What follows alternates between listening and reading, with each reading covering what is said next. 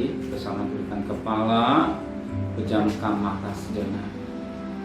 Bapa yang bersama dalam kerajaan surga, yang boleh kenal, kami kenal di dalam nama Tuhan Yesus Kristus. Saat yang terindah, jadikan kami Maria rohani yang duduk di kaki-Mu. Sebelum kami mengadakan aktus lain, kami utamakan Engkau pada mesbah keluarga, mesbah pribadi. Kami boleh naikkan pujian penyembahan, dan kami rindu untuk dengarkan renungan firman-Mu. Sekali singkat, kami firman menjadi berkat buat kami. Roh Kudus mengurapi hamba-Mu. Roh Kudus lembutkan hati kami, sehingga firman-Mu menjadi makanan rohani pada pagi hari ini. Dan kami juga boleh naikkan doa syafaat kepada Tuhan. Haleluya. Amin. Shalom pagi. Mari sama-sama kita akan membuka firman Tuhan. 2 Korintus pasal 6. 2 Korintus pasal 6 ayat pertama sampai ayat 10. Saya bagi dalam 2 bagian. Ayat pertama sampai ayat 3, nah besok ayat 4 sampai ayat yang ke-10. 2 Korintus pasal 2 pasal 6 kami. 2 Korintus pasal 6 ayat pertama sampai ayat yang ketiga. Paulus dalam pelayanannya. Sebagai teman-teman sekerja, kami menasihat kamu supaya kamu jangan membuat menjadi sia-sia kasih karunia yang telah kamu terima, sebab Allah berfirman, pada waktu aku berkenan akan mendengarkan engkau, dan pada hari aku menyelamatkan, aku akan menolong engkau. Sesungguhnya pada waktu itu ada waktu perkenaan itu. Sesungguhnya hari ini ada hari penyelamatan itu. Dalam hal apapun kami tidak memberi, sebab orang tersambung, supaya pelayanan kami jangan sampai dicela. Oke, ayat 4 sampai ayat 10 besok ya. Dikatakan dalam firman Tuhan supaya pelayanan kami jangan sampai dicela. Saat ini Paulus mengingatkan kita sebagai teman-teman sekerja atau sepelayanan. Paulus sudah tiada, tapi firman Allah tetap didengungkan pada hari ini. Firman Allah didengungkan sebagai kita sebagai pelayan-pelayan sekerjaan ladang Allah. Kenapa dikatakan sebagai pekerja ladang Allah? Sebab kita ada hamba-hamba Allah. Sebab kita hamba-hamba Allah. Kalau namanya hamba dapat tugas dari majikan, itu Tuhan kita. Kita lakukan dengan tugas masing-masing sesuai dengan talenta-talenta yang majikan percayakan dalam hidup kita ini. Nah, dikatakan dalam firman sekerja. Arti sama-sama melayani Tuhan. Dan hari ini juga saudara mungkin hanya bermain gitar atau duduk menyembah, bagian satu pelayanan. Dan sementara kita akan bertemu dengan teman kita, saudara kita. Dan sikap tingkah laku kita ini juga suatu pelayan. Dan berumah tangga juga sebagai suami, sebagai istri, sebagai anak juga pelayanan. Sifat bukan saja di mimbar. Ingat, bukan di mimbar yang disebut harus pelayanan. Di mana saja kita berada, kita harus melayani. Arti melayani, mencerminkan pribadi Kristus dalam hidup. Amin. Mencerminkan pribadi Kristus dalam hidup kita, sebagaimana 2 Korintus 3 ayat yang kedua, kita suratan Kristus yang dapat dibaca. Hidup kita dipanggil pelayan. Maka dikatakan sebagai teman-teman sekerja, kami menasihati kamu supaya kamu jangan membuat menjadi sia-sia kasih karunia Allah yang telah kamu terima.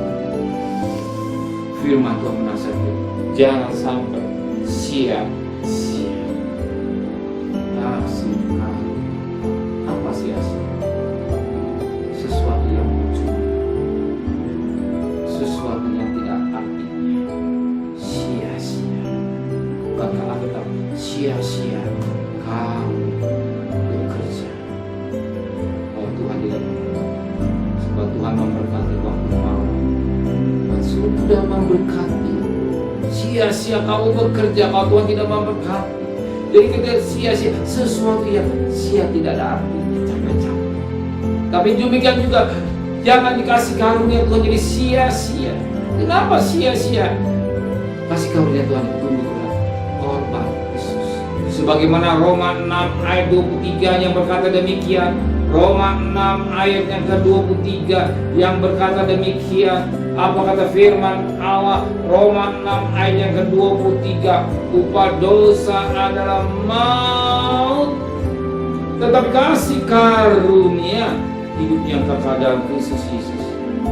Dia tahu upah dosa adalah maut atau mati. Kasih karunia hidupnya karena pengorbanan dia kita boleh diselamatkan. Maka hargai pengorbanan Yesus. Hargai pengorbanan Kristus. Jangan kita meremehkan tentang korban Kristus. Kita menghinakan darah Kristus. Kita menganggap remeh darah Kristus yang tertumpah di juta. Jadi kita masih berdosa.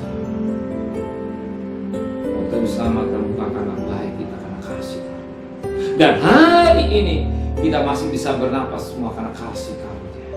Dan kita boleh adakan mesbah semua karena kasih karunia. Gak gampang dengan mesbah pribadi. Gak gampang dengan mesbah keluarga. Kenapa? Banyak kali manusia begitu bangun tidur langsung mandi, langsung berangkat kantor, kerja dan sebagainya. Tidak mudah. Orang adakan mesbah pribadi keluarga, apalagi mau bekerja dulu ada kita buru-buru, tetapi pagi ini sore sangat penting. Mengutamakan Tuhan berarti mengutamakan Tuhan, berarti saudara menghargai kasih karunia Tuhan, dan kasih karunia Tuhan tidak menjadi sia-sia. Amin. Kasih karunia Tuhan tidak menjadi sia-sia. Kenapa? Karena kita menghargai akan pengorbanan Tuhan. Amin. Orang yang menghargai kasih karunia dan orang yang tahu berterima kasih. Apalagi pagi hari ini kita akan saudara datang di kaki Tuhan, datang mesbah, kita akan mengucap syukur kepada Dia. Berterima kasih buat pemeliharaan yang Tuhan berikan. Kita bisa bangun dan sebentar kita kerja, kita percaya Tuhan menyertai hidup kita semua. Tuhan tidak tahu kebutuhan kita, Tuhan tahu pergumulan kita. Satu perkara, Dia ada siapa buat kita siapa. Amin. Terima kasih Bapa di surga.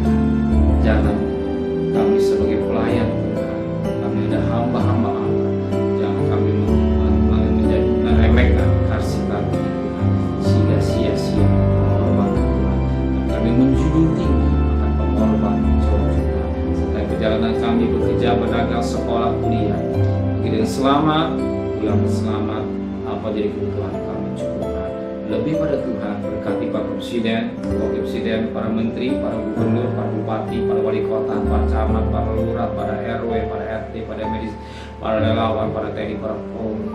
Mereka sebagai hamba-hamba Allah, hikmat Kau berikan buat mereka sehingga mereka takut kepada Tuhan. Satu tahun polisi tetap memberikan amanah buat negara kami. Dan kasih di malam berkat nikmat dari Allah Bapa, cinta kasih sayang dari Tuhan Yesus Kristus, dan berkat Roh Kudus dari saudara mulai hari ini sampai Maranatha Tuhan Yesus yang cinta Dia, katakan amin.